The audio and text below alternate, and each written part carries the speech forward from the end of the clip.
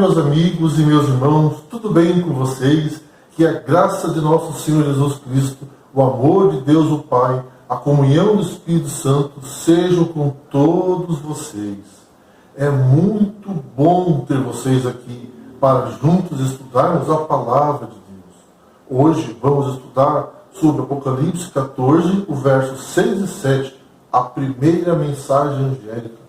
O apóstolo João disse que viu um anjo voando pelo meio do céu, tendo um evangelho eterno para pregar aos que se assentam sobre a terra, e a cada nação, tribo, língua e povo.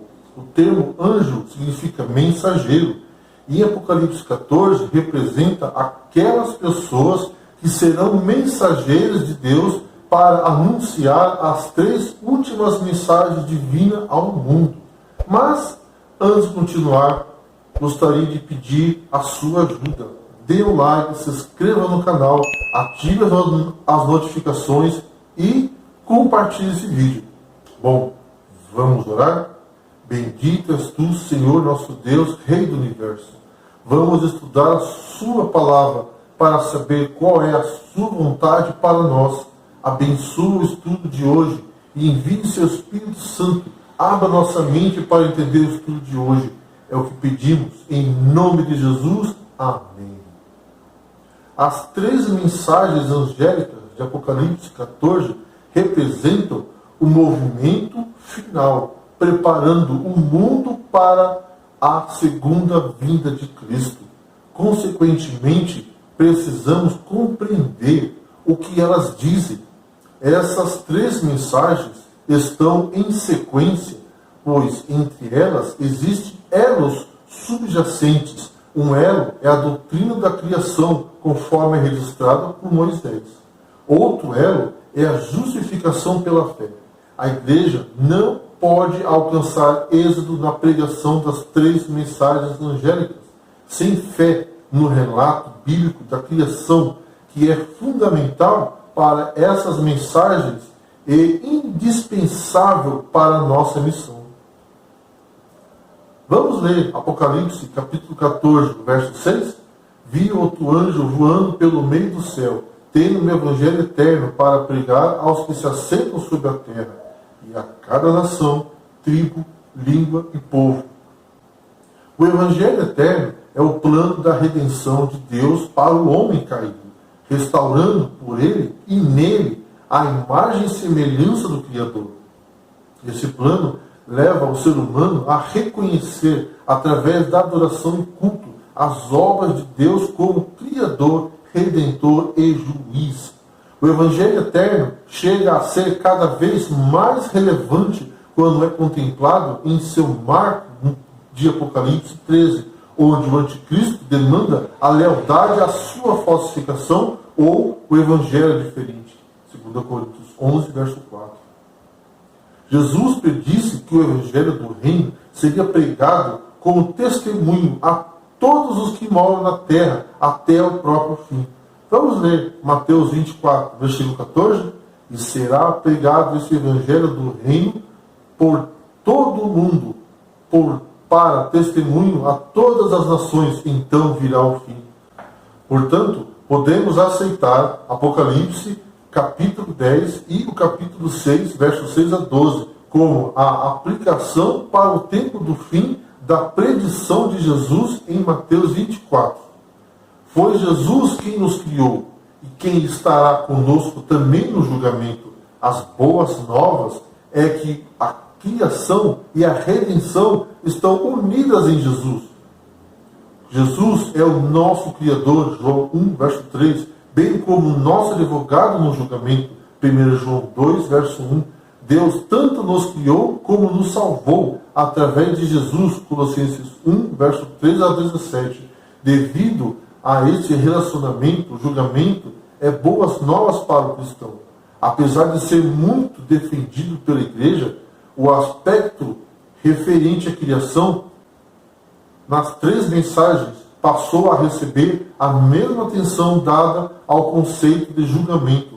Apenas no início da história da nossa igreja havia menos necessidade de enfatizar Deus como Criador. porque virtualmente todos os cristãos aceitam o relato bíblico da criação, o que agora já não é uma realidade.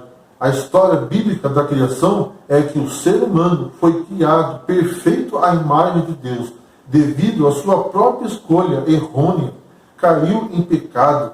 Deus não poderia simplesmente desculpar seu pecado e permanecer justo. Então, o próprio Deus, na pessoa de Jesus Cristo, veio à terra, morreu em nosso lugar. Assim, Deus poderia ser justo e justificador de todo aquele que crê. Romanos capítulo 3, verso 26.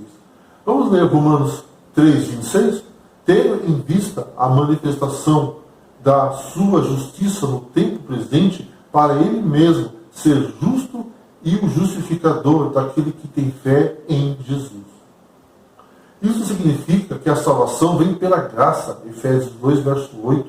Aceitando a Cristo como nosso Salvador pessoal, Deus nos liberta de toda culpa, cobre-nos com o manto da justiça de Cristo, em lugar de farrapos da nossa justiça. Isaías 64, verso 6. Fé é a atitude completa, a confiança em Cristo, de dependência exclusiva dele e ainda o abandono pelo homem de toda a confiança em seus próprios esforços para obter a salvação. O julgamento da humanidade está intimamente relacionado com a história da criação. A ordem de Cristo proclamada pelo primeiro anjo de Apocalipse 14 também ecoa a narrativa do dilúvio.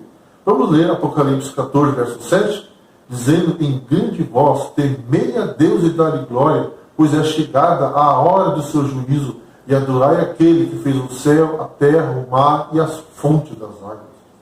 Em Apocalipse 14, verso 7, existe um convite à adoração ao Deus Criador.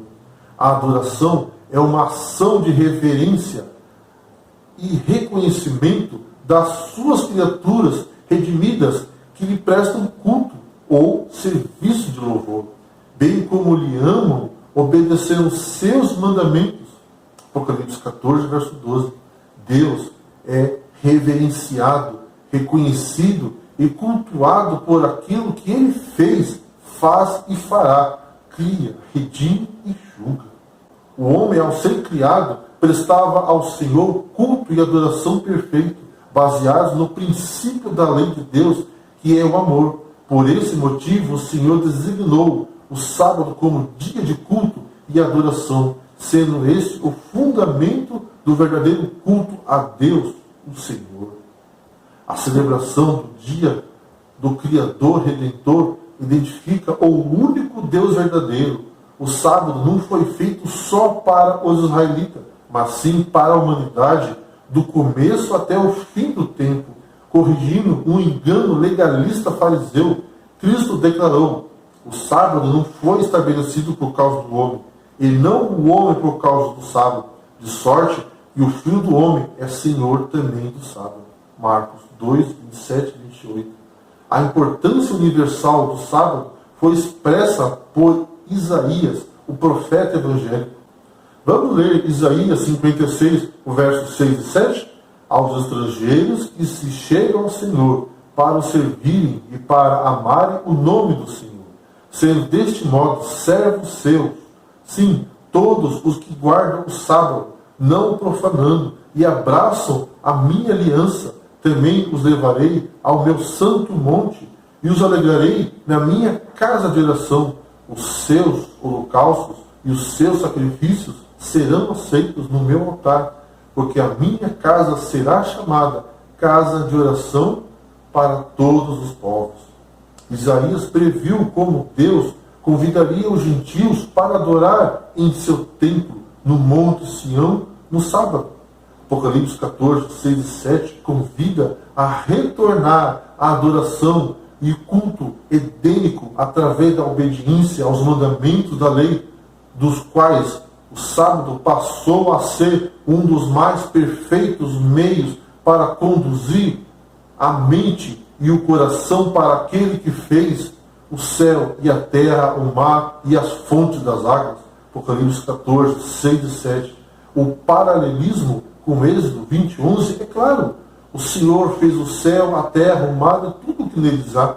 A sequência do céu, terra e mar é a mesma do quarto mandamento, mas o anjo do Apocalipse vai além e introduz as fontes das águas do abismo. Vamos ler Gênesis 7, verso 11. No ano 600 da vida de Noé, aos 17 dias do segundo mês, nesse dia romperam-se todas as fontes do grande abismo e as comportas dos céus se abriram. A mensagem do primeiro anjo trata de restaurar a essência da adoração verdadeira como foi experimentado pelos profetas e apóstolos. Pode-se escutar o som do apelo de Elias para voltar para Deus com o coração e alma. 1 Reis 18, 21. O anjo porta-voz em Apocalipse 14, 6 e 7 anuncia a reafirmação do decálogo e da adoração de um só Deus, em oposição à adoração da imagem de Apocalipse 13, verso 15, que viola os mandamentos, a referência a Deus como Criador, e é compreensível à luz da referência do céu, a terra e as águas debaixo da terra. Êxodo 20, verso 4. Além disso, a referência à hora do juízo de Deus, verso 7, tem afinidade com o Êxodo 20, verso 5, a declaração de zelo e vingança de Deus sobre todos os que o aborrecem. O Criador também, o juiz de todos os homens. O primeiro anjo aciona com uma motivação especial nesse convite para adorar a Deus, o anjo, porque vinda é a hora de seu juízo. Apocalipse 14, verso 7. Com frequência se ensina no Antigo Testamento que o Criador é também o juiz. É significativa a confissão de fé de Abraão. Vamos ler Gênesis 18, 25. Longe de ti o fazeres tal coisa, matares o justo com o ímpio, como se o justo fosse igual ao ímpio. Longe de ti não fará justiça o juiz de toda a terra? O dia da expiação anual, o 10º dia do 7º mês, que se anunciava por meio da festa das trombetas, 10 dias antes de Levíticos 23 a 32. Ao mesmo tempo que o supremo sacerdote purificava o santuário da culpa de Israel, Levíticos 16. Era um assunto de vida ou morte para cada israelita. Nesse dia, só proclamava que Jeová e o pecado não tinham nada em comum. Depois o pecado era transferido à sua fonte, quer dizer, a Azazel. É interessante saber que a festa das trombetas é como um tempo de juízo. Vou deixar na descrição deste vídeo um link para outro vídeo que fizemos, onde estamos explicando sobre o dia da expiação e as festas judaicas. Vá lá, dê uma conferida. Essa perspectiva é fascinante e abre um nível mais profundo de compreensão do chamado de Deus para adorá-lo com temor e tremor. No tempo do fim, lhe dar glória como Criador, Apocalipse 6 e 7, é um recordativo adequado da adoração de Israel em seu dia de expiação, e deve recordar à igreja a verdade de que a salvação não está apoiada em raça ou paróquia, a não ser em estar em Cristo por meio da fé pessoal. Vamos ler Romanos 5, verso 1. Justificado, pois, mediante a fé, temos paz com Deus por meio de nosso Senhor Jesus Cristo. Uma comparação estreita indica que a proclamação do anjo é chegada a hora do seu juízo. É paralelo à cena do juízo no céu, da visão de Daniel. Quando assentou-se o juízo, abriram-se os livros. Daniel 7, 9 e 10. Ambas as visões de juízo formam a cena preliminar antes que venha o Filho do Homem. A visão de Daniel 7 e as mensagens dos 3 anjos de Apocalipse 14 estão situadas ao mesmo nível na linha profética. Coincidem o juízo no céu predito em Daniel 7 e a proclamação das 3 mensagens angélicas de Apocalipse capítulo 14 e 18. Adorar a Deus neste tempo do fim contrasta com a adoração a bestas mencionada na 3ª mensagem. Implica também em ser criacionista e não evolucionista, em santificar o sábado bíblico do quarto mandamento. Essa mensagem, Apocalipse 14, 6 e 7, se recebida, chamará a atenção de toda a nação, tribo, língua e povo para um meticuloso exame da palavra e para a verdadeira luz a respeito do poder que mudou o sábado do sétimo dia para um sábado espúrio. A proclamação final do Evangelho Eterno está irregavelmente conectada com o começo do juízo de Deus anterior ao advento, tal como se descreve em Daniel 7. Estas são más notícias só para os perseguidores dos santos. Para o crente, o conhecimento de que estamos no tempo do juízo comunica esperança e a perspectiva do nosso lar eterno. Vamos ler Daniel 12, verso 1.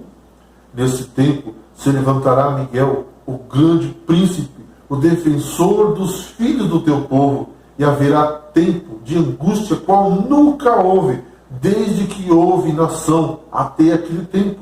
Mas naquele tempo será salvo o teu povo, todo aquele que for achado escrito no livro. A perspectiva de Daniel se estende além da sessão de juízo como o dia de acerto de contas. O que é de importância fundamental para a igreja hoje não é possuir um conhecimento abstrato do juízo final de Deus ou de seu momento exato na história da salvação, mas sim a convicção de que uma fé salvífica em Cristo será ratificada no juízo final. Se entregar-se a Cristo de todo o coração, pois muito em breve o juízo terminará e Jesus voltará para buscar os seus filhos. Não quer você hoje aceitar a Jesus como seu Salvador? Vamos orar. Bendito és tu, Senhor nosso Deus, Rei do Universo. Queremos entregar nossas vidas em tuas mãos. Perdoe nossos pecados. Envie o seu Espírito Santo para cada pessoa que tiver assistido esse vídeo. É o que pedimos, em nome de Jesus. Amém. Que Deus abençoe a cada um de vocês.